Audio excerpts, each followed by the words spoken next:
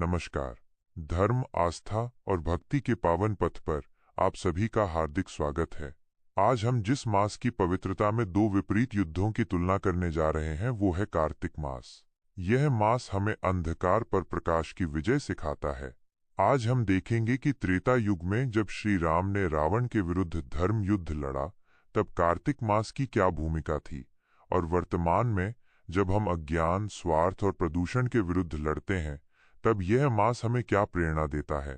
ये कथा हमें सिखाएगी कि युद्ध का मैदान बदल गया है, पर धर्म का पालन आज भी उतना ही आवश्यक है। इससे पहले कि हम कथा के महासागर में उतरें, यदि आप भी धर्म और अध्यात्म की ऐसी अनमोल कथाओं से जुड़े रहना चाहते हैं, सनातन संस्कृति के गूढ़ रहस्यों को जानना चाहते हैं, तो देर किस बात की। अभी हिंदू धार्मिक कथा चैनल को सब्सक्राइब करें, बेल आइकन को दबाएं ताकि ये अनोखी कथा हो या कोई और पौराणिक गाथा, उसकी सूचना सबसे पहले आप तक पहुंचे। आपकी एक सब्सक्रिप्शन हमें सनातन धर्म की सेवा करने की और प्रेरणा देती है। तो आइए त्रेता और कली के इस अद्भुत संग्राम में डुबकी लगाते हैं। कार्तिक मास, रामायण का युद्ध, त्रेता युग। बात है उस समय की जब भगवान श्री राम ने लंकाधिपति रावण पर विजय प्राप्त की थी। ये युद्ध हालांकि अश्विन मास दशहरा में समाप्त हो चुका था, लेकिन युद्ध की समाप्ति के बाद भगवान राम ने तत्काल अयोध्या लौटना उचित नहीं समझा। राज्याभिषेक से पूर्व और युद्ध की विशाल क्षति के बाद उन्होंने कुछ समय शांति और धर्मपरायणता में बिताने का निश्चय किया। पौराणिक गणनाओं के अनुसार भगवान राम माता सीता और लक्ष्मण के साथ अयोध्या में पुनः प्रवेश और उनका राज्याभिषेक कार्तिक मास की अमावस्या को हुआ था, जिसे आज हम दीपावली के रूप में मनाते हैं। लंका विजय के बाद कार्तिक मास का आगमन हुआ। लंका पर विजय पाने के बाद भी कार्तिक मास के आते ही श्री राम ने विजय का उत्सव मनाने के बजाय धर्म और कृतज्ञता पर बल दिया। उन्होंने उस पवित्र मास में युद्ध की भीषणता के बावजूद अपने और अपने सहयोगियों के लिए संयम और पवित्रता का संदेश दिया। अयोध्या वापसी से पूर्व उन्होंने लंका में ही शिवलिंग की स्थापना की और कार्तिक के पवित्र नियमों का पालन किया। ये उनके भक्तों के लिए एक बड़ा संदेश था कि युद्ध कितना भी बड़ा हो, धर्म का मार्ग और मास की पवित्रता कभी नहीं छोड़नी चाहिए।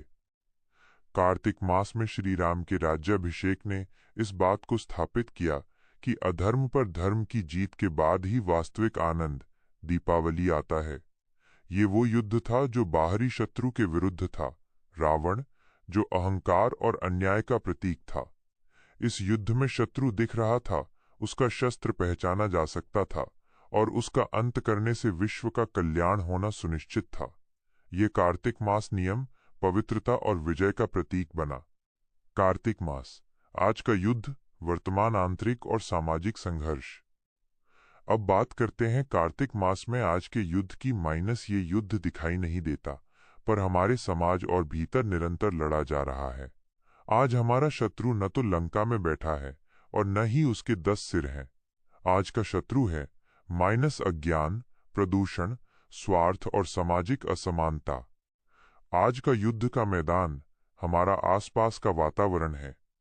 कार्तिक मास जब आता है तो हम तुलसी पूजन करते हैं, दीपदान करते हैं, पर उसी समय हम पटाखों से प्रदूषण फैलाते हैं, नदियों में गंदगी करते हैं और प्लास्टिक का उपयोग करते हैं। यह वह आंतरिक युद्ध है जहां हमारी आस्था, कार्तिक के नियम और हमारे कर्म पर्यावरण को दूषित करना आपस में टकराते हैं। हम चाहते हैं कि हमारा जीवन सुखमय हो, पर हम अपने आसपास के लोगों और प्रकृति की चिंता नहीं करते। आज के इस युद्ध में कार्तिक मास हमें उसी संयम और त्याग की याद दिलाता है जो राम ने युद्ध के बाद अपनाया था। ये हमें बताता है कि अब हमें स्वच्छता का दीपदान करना है, न कि केवल तेल का। हमें अपनी बुरी आदतों जैसे प्रदूषण और आलस्य को कचरे के डिब्बे में डालना है। कार्तिक के नियम हमें सिखाते हैं कि हम समाज सेवा को ही अपनी सबसे बड़ी भक्ति माने। दिवाली के पटाखों और कूड़े को साफ करना, मंदिर के साथ साथ सड़क को स्वच्छ रखना और गरीबों की मदद करना, यही आज के समय का धर्म युद्ध है। यदि हम केवल भक्ति करें और सामाजिक फर्ज को भूल जाएं, तो वो हमारी अधूरी उपासना होगी। इस कार्तिक मास में हमें संकल्प लेना चाहिए कि हम स्वच्छता और जागरूकता को अपना शस्त्र बनाकर सामाजिक बुराइयों के रावण का नाश करेंगे। हमारा आज का सबसे बड़ा सामाजिक फर्ज ये है कि हम एक नाटक, एक छोटी पहल या एक सभा के माध्यम से जागरूकता फैलाएं। जैसे राम ने अधर्म का अंत किया, वैसे ही हमें अज्ञान का अंत करना है। इस प्रकार कार्तिक मास त्रेता युग में बाहरी विजय का साक्षी बना और आज के युग में ये हमें आंतरिक और सामाजिक विजय प्राप्त करने की प्रेरणा देता है। दोनों युद्धों का सार एक ही है, धर्म की राह पर चलना, चाहे वो शस्त्र उठाकर हो या झाड़ू उठाकर। बोलिए, भगवान विष्णु की जय, धर्म और सेवा की जय।